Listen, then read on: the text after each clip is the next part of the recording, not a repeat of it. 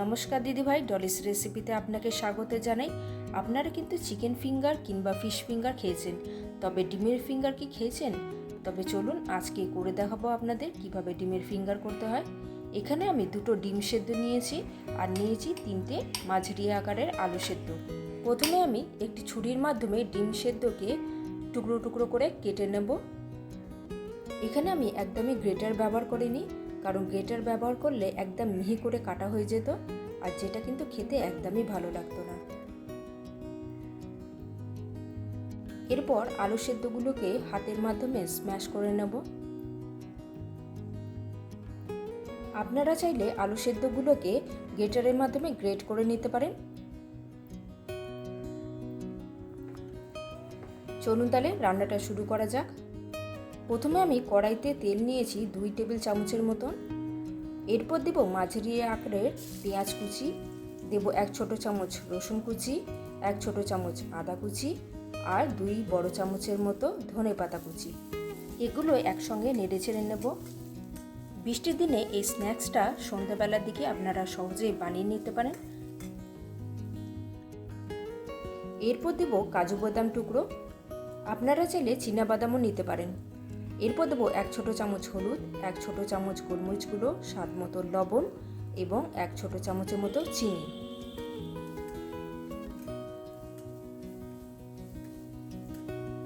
আর এই সময় কিন্তু আঁচটা একদম হালকা রাখবেন যাতে মশলাটা পুড়ে না যায়।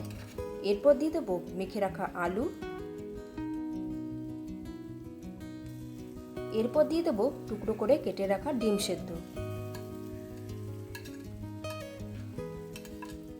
আর হ্যাঁ, আপনাদের কাছে একটাই রিকোয়েস্ট, আপনারা যদি ডলিস রেসিপি চ্যানেলটি সাবস্ক্রাইব না করে থাকেন তবে অবশ্যই করে নেবেন।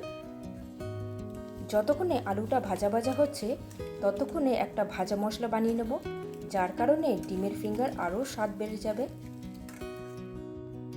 এখানে আমি নিয়েছি গোটা মৌরি, গোটা ধনে, গোটা জিরে, 1টি শুকনো লঙ্কা, 3টে এলাচ, 2টো লবঙ্গ এবং 1 ইঞ্চি দারুচিনি।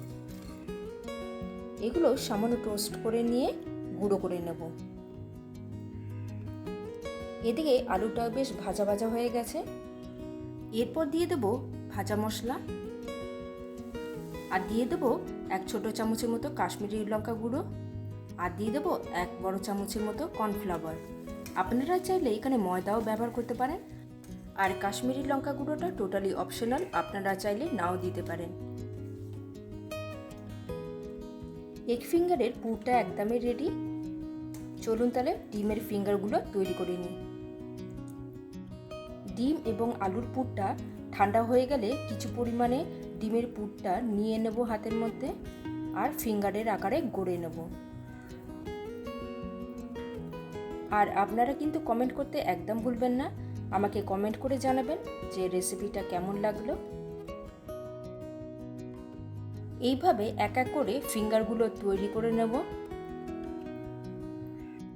এখানে আমি 2টোর মতন ফিঙ্গার বানিয়ে দেখালাম। দেখুন ডিমের ফিঙ্গার একদমই রেডি।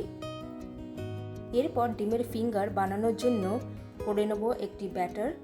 এখানে 2 বড় চামচের মতো ময়দা নিয়েছি, আপনারা চাইলে কর্নফ্লাওয়ারও নিতে পারেন। এরপর দেবো 1/2 ছোট চামচ লবণ আর 1/2 ছোট চামচের মতো গোলমরিচ আর সামান্য জল দিয়ে গুলে নেব। আর টেক্সচারটা ঠিক এরকমই রাখবো, বেশি ঘন করার দরকার নেই। এরপর একটি ফিঙ্গার ব্যাটারের মধ্যে ডুবিয়ে নেব আর চামচের সাহায্যে এইভাবে ভালো করে মাখিয়ে নেব। আর আলতো হাতে ব্রেড ক্রাম্বসের মধ্যে কোট করে নেব। এই ডিমের ফিঙ্গার ঘরে বানানোর একটা রিকোয়েস্ট রইল, আপনারা যখন বানিয়ে খাবেন গ্যারান্টি দিয়ে বলতে পারি খুবই ভালো লাগবে আর পরিবারের সকলেই কিন্তু খুশি হবে। এইভাবে এক এক করে আমরা ফিঙ্গারগুলো গড়ে নেব।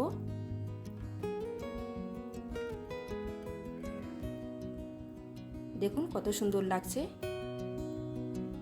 একদম রেডি হয়ে গেছে ডিমের ফিঙ্গারগুলো। চলুন তাহলে এক এক করে ভেজে নেওয়া যাক। এখানে আমি কড়াইতে সাদা তেল ব্যবহার করেছি।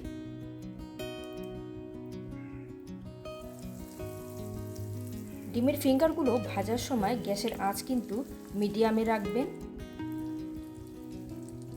যদি লোতে রাখেন তাহলে কিন্তু ফিঙ্গারগুলো ভেঙে যাওয়ার চান্স থাকে।